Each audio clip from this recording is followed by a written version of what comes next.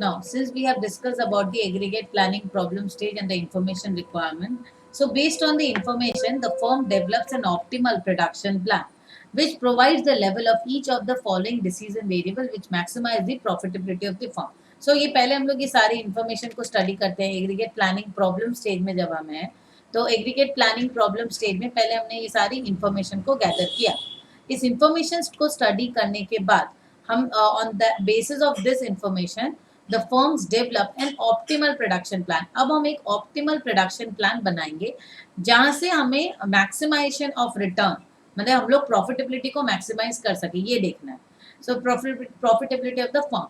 इसमें first क्या production rate in regular time, overtime and subcontracting.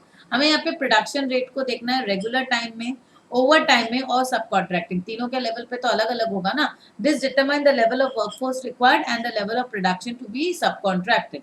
Then the inventory levels. अब inventory levels की बात हो गई. Here determining the inventory level can help the firm plan warehouse space and the investment needed to manage the inventory. यहाँ पे हमको क्या study करना है इन्वेंट्री लेवल कितना है उसके हिसाब से हम लोग वेयर हाउस का स्पेस को देखेंगे कितना खर्च पड़ेगा इन्वेंट्री पे वो देखेंगे. The level of stock outs and back ordering इसको भी हमको देखना है. Then the level of stockouts and back ordering helps the firm decide on the level of customer service to be offered. क्योंकि अगर स्टॉक आउट होता है या बैक ऑर्डरिंग होता है दोनों में ही हमें प्रॉब्लम होती है. अभी आती है हमारी एग्रीगेट प्लानिंग स्ट्रैटेजीज. अब हम एग्रीगेट प्लानिंग स्ट्रैटेजीज क्या यूज करेंगे.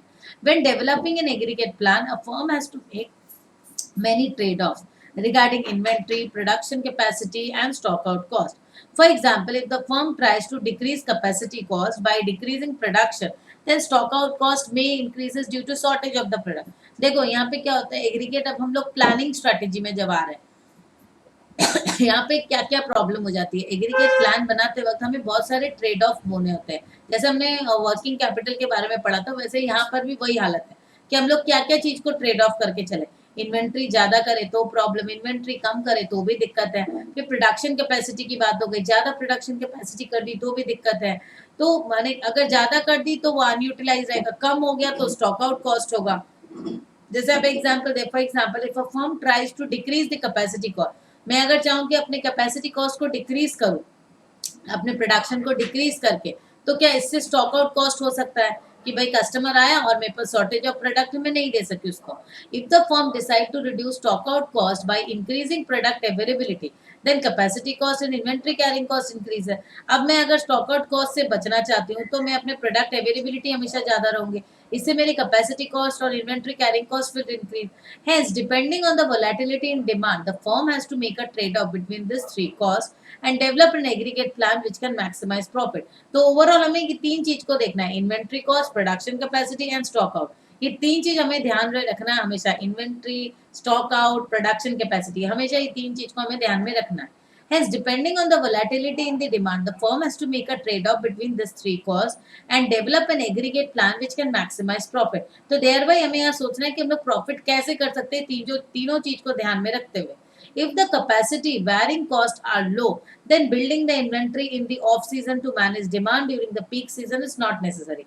तो क्या अगर हम लोग कैपेसिटी हम लोग अगर देखते हैं if the capacity varying costs are low, अगर अपने कैपेसिटी को वेरिंग कॉस्ट मतलब कैपेसिटी बढ़ाना है या घटाना है, ये अगर कम है, कम खर्चों की बात है, then building the inventory in the off season to manage demand during the peak season is not necessary. मतलब क्या अभी हम लोग को जरूरत नहीं है कि हम लोग पीक सीजन में ज्यादा डिमांड आएगी तो पहले से बना के रखें, क्योंकि जब जरूरत होगी हम थोड़ा ज्यादा स्टाफ ले लेंगे या अपने कैपेसिटी को बढ़ा लेंगे.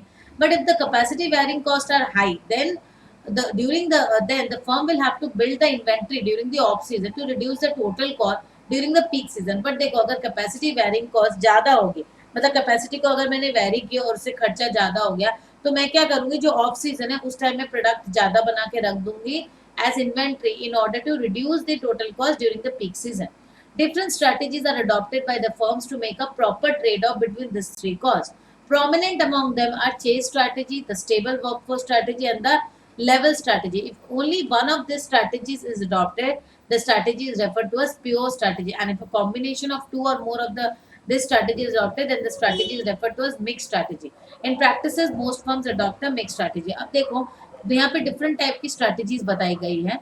अगर एक फर्म अपने क्या यहाँ पर मेनली हम लोग जो एग्रीगेट प्लानिंग स्ट्रेटेजीज में बात कर रहे हैं कि हम लोग इन्वेंट्री लेवल को किस तरीके से रखेंगे in order to satisfy our customer. Inventory ज्यादा करेंगे तो हमारा क्या मतलब प्रोडक्ट ज्यादा अवेलेबल रहेगा, कैपेसिटी कॉस्ट ज्यादा लग जाएगा, ठीक है। अगर कम रखेंगे तो फिर प्रॉब्लम हो जाएगी। तो दोनों को ही एक ट्रेड ऑफ करना, एक बैलेंस करना बहुत जरूरी है। इसी वजह से यहाँ डिफरेंट टाइप की स्ट्रैटेजीज यूज करते हैं। अब एक कंपनी इनमें से कोई भी अगर एक स्ट्रैटेजी यूज करती है उसको बोलते हैं प्योर स्ट्रैटेजी। अगर combination of different strategies I use को बोलते हैं मिक्स स्ट्रैटेजी। तो इसमें सबसे पहले chase strategy. In this strategy firm matches the production rate with the demand और ऑर्डर रेट।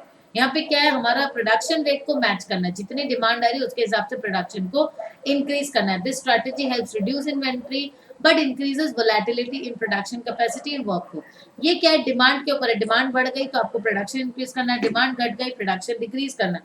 तो इस वजह से क्या हो रहा है कि बहुत ज्यादा आपको अपने जो प्रोडक्शन कैपेसिटी लेवल है उसको चेस करना पड़ता है, ऊपर नीचे करना पड़ता है। This strategy helps reduce inventory but increases volatility in production capacity and workforce. The strategy can be successful only when the firm has ready access to pool of skilled workers and the ability to vary machine capacity at short notice.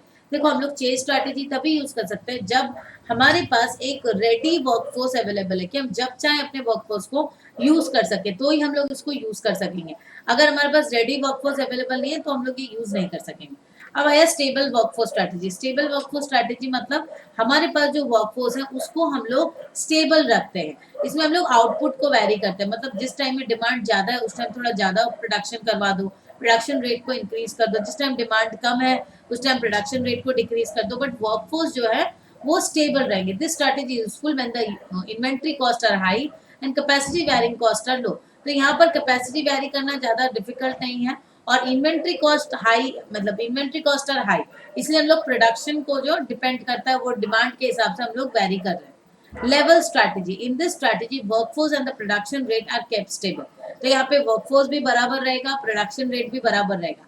Fluctuations in demands are managed either by maintaining a high inventory level or through order backlogs। मतलब एक हो गई आपकी high inventory level से हम लोग manage करेंगे, या थ्रू ऑर्डर बैकलॉग, जो पुराने ऑर्डर्स हैं उसके बैकलॉग्स को फुलफिल करके। This strategy will help firm reduce capacity varying cost since the production is kept stable, employees will benefit from stable production schedule. However, this strategy will lead to a reduction in customer service levels and increase in inventory level। एक तो यहाँ पे customer service level थोड़ा सा मतलब ये हो रहा है क्योंकि जिसका जैसे ऑर्डर आ रहा है उसको हिसाब से बैकलॉग्स फुलफिल की जा रही है और इन्वेंट्री भी बढ़ जाती है यहाँ पर। अभी आ गए एग्रीगेट प्लानिंग टेक्निक्स। हम लोग क्या क्या एग्रीगेट प्लानिंग टेक्निक्स यूज कर सकते हैं। इसमें फर्स्ट है cut and try method. In this approach a firm examines various production plans and cost involved in each plan. Then the firm chooses the best plan which has the lower cost structure. ये cut and try method में firm क्या कर रहा है, different production plan को देख रहा है, उसमें क्या क्या खर्च पड़ रहा है वो देख रहा है, ठीक है। जैसे यहाँ पे दिया डिमांड फॉरकास्ट एट एबीसी, इसमें डिमांड फॉरकास्ट दिया and number of working days दिया 22, 19 इस तरीके से। The workers work for 8 hours per day, they are paid 4 per hour during regular time and 6 per hour during overtime. There are no restriction on subcontracting inventory and overtime. If the customers are not filled in the current month, they can be backlogged and filled in the subsequent. And inventory carrying cost is 1.5। मतलब ये overall total खर्चे को देख रहे हैं। देखो to counter demand fluctuation, तो total cost कितना पड़ा है, कॉस्ट इन्फॉर्मेशन, मटेरियल कॉस्ट आ गई, inventory holding cost, marginal cost of सब कॉन्ट्रैक्ट, इतने सारे। तो before examining various plans, let us examine the production requirement based on the demand forecasting and the safety stock that is to be held. The production requirement is determined by summing up the forecasted demand। तो production requirement इस हिसाब से हम लोग निकालते। देखो beginning inventory, demand forecast, safety stock, इस को मैं दोबारा से समझा दूंगी।